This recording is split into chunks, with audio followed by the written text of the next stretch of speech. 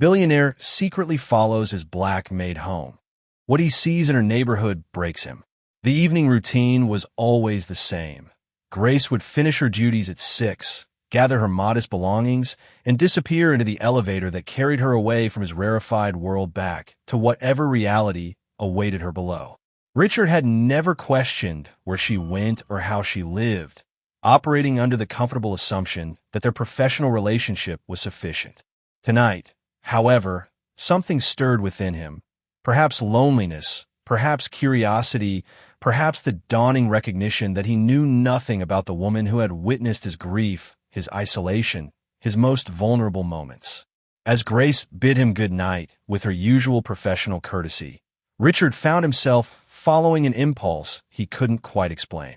The decision to follow Grace was born from desperation rather than malice, a billionaire's attempt to understand a world that existed beyond his insulated experience. He waited several minutes before taking the service elevator down to the parking garage, his heart pounding with the nervous energy of someone venturing into unknown territory. Richard had built his fortune by understanding markets, demographics, and consumer behavior, yet he realized he understood nothing about the daily reality of the people who actually made his comfortable life possible. The irony wasn't lost on him that he could analyze global economic trends, but had never considered the economic reality of the woman who cleaned his home, prepared his meals, and maintained the illusion that success could insulate him from human complexity. His driver waited with the usual discretion, but Richard dismissed him, choosing instead to follow Grace's modest sedan in his own vehicle. The decision felt both transgressive and necessary, a boundary crossing that might finally reveal the humanity he had somehow lost along his path to astronomical wealth. As Grace's taillights led him through increasingly unfamiliar neighborhoods, Richard began to understand that he was about to witness something that would challenge every assumption he had made about worth, dignity, and the true cost of the life he had built. The city beyond his penthouse was about to reveal itself in ways that no amount of money could have prepared him to understand. The neighborhoods changed gradually as Grace's route led them away from the gleaming towers of downtown toward areas Richard had never visited despite living in the city for decades. Tree-lined streets gave way to narrower roads, luxury boutiques replaced by corner stores with barred windows, pristine sidewalks transitioning to cracked pavement where weeds grew through concrete. Richard's expensive sedan felt conspicuous and inappropriate in this landscape, his wealth suddenly seeming less like achievement and more like insulation from reality. He began to understand that Grace traveled between two completely different worlds every day, navigating the vast distances that separated his penthouse from her actual life with grace and dignity he had never bothered to acknowledge. As they moved deeper into Grace's neighborhood, Richard witnessed a community that pulsed with life despite obvious economic challenges.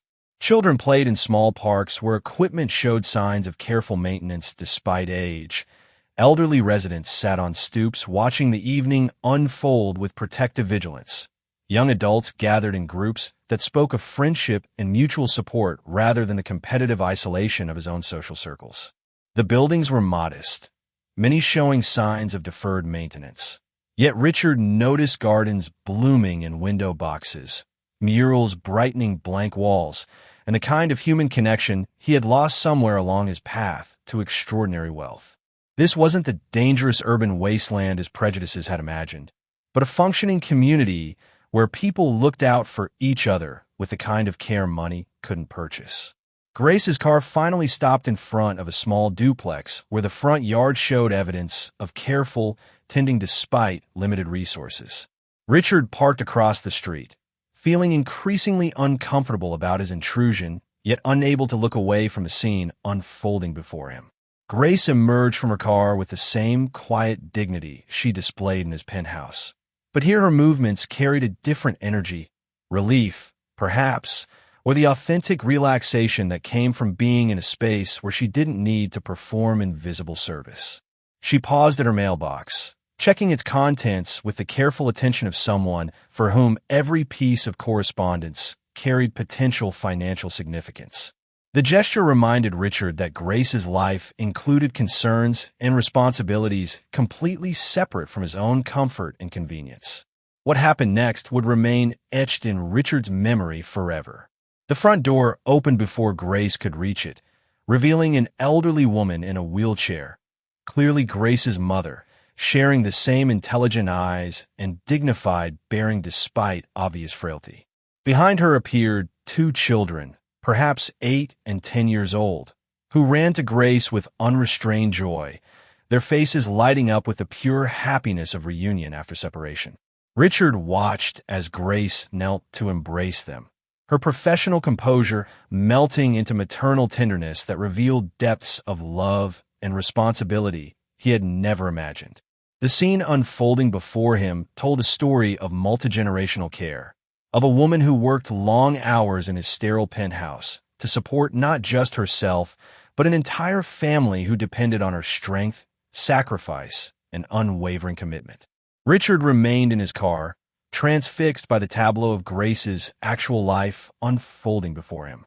Through the windows of the modest duplex, he could see her moving with familiar efficiency, but here her work served love rather than employment.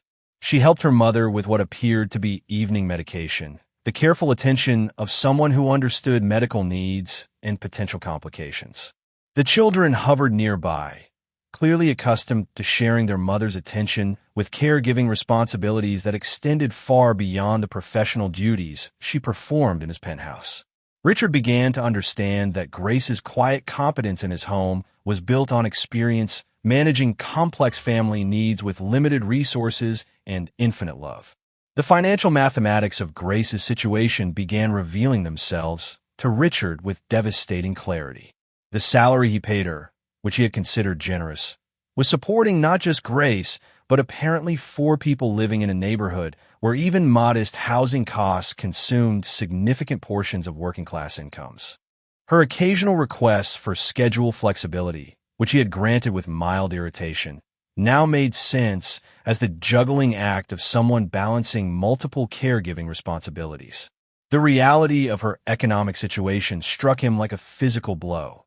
She was working for one of the wealthiest men in the city while struggling to maintain dignity and stability for a family on wages that, while fair by his standards, were inadequate for the actual demands of her life. As evening deepened, Richard watched Grace help the children with what appeared to be homework at the kitchen table, her attention focused and patient despite what must have been exhaustion after a full day of work. The older child seemed to be struggling with mathematics, and Grace's explanations were gentle but persistent, revealing educational capabilities that her cleaning duties in his penthouse had never required or displayed. She moved between helping with homework, checking on her mother's comfort, and preparing what appeared to be a simple but nutritious dinner from ingredients that spoke of careful budgeting and resourceful meal planning. Every action revealed competencies and responsibilities that extended far beyond anything Richard had ever needed to consider or acknowledge. The most devastating moment came when Richard saw Grace sit alone at the kitchen table after everyone else had gone to bed, her laptop open to what appeared to be online coursework or job applications. The image of her pursuing additional education or employment opportunities after managing a full day of work and evening caregiving responsibilities shattered Richard's remaining assumptions about the ease of her life. He realized that his comfortable world was maintained by someone whose own aspirations and needs had been rendered invisible by his privilege and indifference. The woman he had barely noticed was revealed as someone of extraordinary strength, intelligence, and dedication who had somehow remained hopeful and kind despite carrying burdens that would have crushed someone less resilient. Richard sat in his car until nearly midnight, watching the lights in Grace's duplex gradually dim as her family settled into sleep. The weight of his voyeurism felt crushing, but not as heavy as the recognition of his own willful blindness to the reality of her life. He had built his pharmaceutical empire on understanding human need and developing solutions for suffering. Yet he had failed to see the immediate human needs of someone who shared his space daily. The irony was devastating. He had spent billions researching ways to improve lives while ignoring the struggles of the person who made his own life comfortable and manageable. As he finally drove home through empty streets, Richard felt something fundamental shifting within him, a reckoning that could not be undone or ignored. The return journey to his penthouse felt like traveling between planets rather than neighborhoods. The distance measured not in miles, but in assumptions, opportunities, and social barriers that had seemed natural until tonight. His building's marble lobby, which had always represented success and achievement, now felt like evidence of unconscionable waste in a world where Grace's children did homework at a kitchen table while she worried about bills and medical expenses. The elevator ride to his penthouse became a meditation on inequality so profound it challenged everything he had believed about merit, fairness, and the distribution of wealth in society. His success, which had always felt earned and deserved, now seemed inextricably linked to systems that kept others struggling despite their obvious worth and effort. Sleep eluded Richard as he wandered through his penthouse, seeing it now through eyes opened by Grace's reality. The artwork worth millions hung in rooms where one person lived alone, while Grace's family of four shared a space smaller than his master bedroom. His wine collection cost more than Grace's annual salary. Yet she had raised children who clearly adored her, cared for an aging mother with infinite patience, and maintained hope for educational advancement despite crushing responsibilities. The contrast wasn't just about money. It was about purpose, connection, and the kind of wealth that couldn't be measured in dollars, but created the foundation for genuine human flourishing. The morning would bring difficult conversations and life-altering decisions. But Richard already knew that his comfortable distance from human reality had ended forever. Grace's dignity in the face of challenges he had never faced, her competence in managing responsibilities he had never considered, and her persistent hope despite obstacles he had never encountered had revealed the poverty of his own supposedly rich life. The woman he had barely noticed had become his teacher, showing him what true wealth looked like when measured in love, sacrifice, and unwavering commitment to others. Tomorrow would begin his education in becoming worthy of the privilege he had inherited and accumulated, starting with recognizing the extraordinary person who had been serving him while he remained blind to her humanity. The next morning arrived with an emotional weight Richard had never experienced, transforming his usual routine of financial news and market analysis into a reckoning with human reality that demanded immediate action. He waited for Grace's arrival with nervous anticipation, understanding that their professional relationship could never return to its previous state of comfortable distance and invisible service. When she appeared at his door with her usual quiet professionalism, Richard saw her completely differently, not as household staff, but as someone whose strength, intelligence, and dignity had shattered his assumptions about worth and achievement. The conversation that needed to happen would require him to confess his intrusion while proposing changes that acknowledged both his violation of her privacy and his recognition of her true value. Grace listened with remarkable composure as Richard confessed to following her home, her expression revealing surprise, but not the anger he deserved and feared. Her response demonstrated the same grace under pressure that had allowed her to maintain dignity while navigating the vast inequalities that separated their worlds daily. When he began to apologize and explain what he had witnessed and learned, Grace's quiet responses revealed depths of strength and wisdom that humbled him completely. She had known all along the disparities between their lives, had managed the emotional labor of serving someone who lived in luxury while she struggled with basic needs, yet had maintained professional excellence and personal dignity that spoke of character he was only beginning to understand. The practical changes Richard proposed emerged from genuine recognition rather than charitable impulse. A salary increase that reflected Grace's actual value rather than market rates for domestic service. Educational support for her children that would provide opportunities worthy of their obvious intelligence. Healthcare coverage that would remove the fear of medical bankruptcy from her family's concerns. More significantly, he offered to restructure their working relationship to acknowledge her capabilities beyond household management, creating opportunities for her to pursue the education and career advancement that her evening laptop sessions had revealed. The proposals weren't charity, but recognition, an attempt to align his resources with human dignity in ways that honored rather than diminished Grace's autonomy and worth. Grace's acceptance of these changes came with conditions that further revealed her wisdom and strength. The children's education would be managed through her decisions rather than his preferences. The healthcare coverage would include her mother and be portable if their employment relationship ended, and her role in his household would be redefined to reflect partnership rather than service. Her negotiations demonstrated business acumen and strategic thinking that Richard recognized from his own corporate experience, revealing capabilities that had been hidden by assumptions about domestic workers and their potential. The conversation marked the beginning of a relationship built on mutual respect rather than economic necessity, setting the foundation for changes that would transform both their lives in unexpected ways.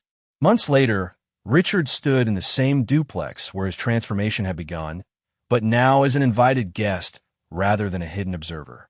Grace's home had been renovated not through his direction, but through her vision, creating a space that honored her family's needs while maintaining the character and community connections that had always been their source of strength. The children thrived in schools that challenged their obvious intelligence, their homework now supported by tutors and resources that matched their potential. Grace's mother received medical care that allowed her to age with dignity rather than fear, her condition managed by specialists who understood her worth regardless of her insurance status. Grace herself had enrolled in the business management program she had been researching that night Richard first saw her at the kitchen table, her intelligence and work ethic immediately recognized by professors who had no knowledge of her domestic employment history. Her insights about organizational efficiency, resource management, and human motivation drew from experience that traditional business students lacked, making her contributions uniquely valuable to academic discussions and practical applications. Richard found himself learning from her perspectives on leadership, discovering that his own business practices could benefit from understanding how organizations function from every level of experience and responsibility. The transformation extended beyond individual changes to influence Richard's broader approach to business and philanthropy. His company implemented new policies regarding employee support, recognizing that personal stability enhanced professional performance in ways that traditional benefits packages had failed to address. The foundation he established focused not on traditional charitable giving, but on recognizing and supporting existing strengths in overlooked communities, understanding that sustainable change required partnership rather than patronage. Grace became instrumental in designing these programs, her insights ensuring that resources reached people who could use them most effectively rather than those who merely looked deserving to wealthy donors. Most significantly, the relationship between Richard and Grace evolved into genuine friendship built on mutual respect rather than economic dependency. Their conversations ranged from family concerns to business strategy, from community development to global economic trends, revealing the kinds of connections that transcended social boundaries when authentic recognition replaced comfortable assumptions. Richard's loneliness disappeared not through social activities with other wealthy individuals, but through engagement with real community, real relationships, and real purpose that money alone could never purchase. Grace's friendship had taught him that true wealth lay in connection, contribution, and the courage to see beyond surface appearances to recognize the extraordinary potential that existed in every human life. Years later, Richard often reflected on the evening that changed his understanding of everything he thought he knew about success, worth, and human potential. Grace had completed her business degree and launched a consulting firm that specialized in organizational efficiency from the ground up, her unique perspective making her services invaluable to companies seeking genuine rather than superficial improvements. Her children had grown into young adults whose achievements reflected not just educational opportunity, but the foundation of character their mother had provided through years of sacrifice and unwavering love. The duplex had become a symbol in their neighborhood, not of gentrification or outside intervention, but of what became possible when existing strengths were recognized and supported rather than overlooked or replaced. The consulting relationship between Richard and Grace had formalized into a partnership that benefited both their organizations while maintaining the personal friendship that had grown from professional recognition into genuine mutual respect.